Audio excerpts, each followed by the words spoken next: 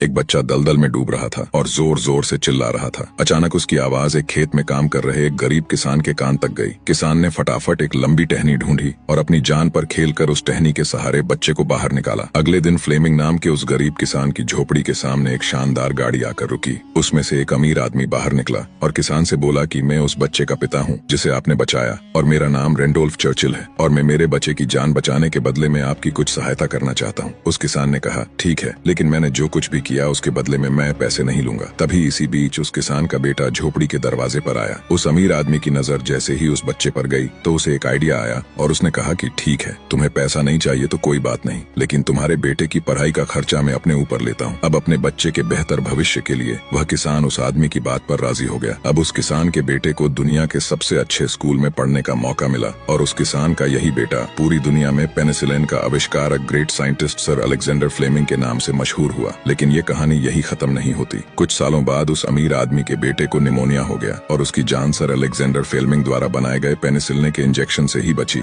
और उस अमीर आदमी के बेटे का नाम था विंस्टन चर्चिल, जो 2 बार ब्रिटेन के प्रधानमंत्री रहे। दोस्तों, शायद इसीलिए कहते हैं कि कर्म हमेशा घूम कर आते हैं। इसलिए हमेशा दूसरों का अच्छा करें ताकि आपके साथ भी हमेशा अच्छा हो।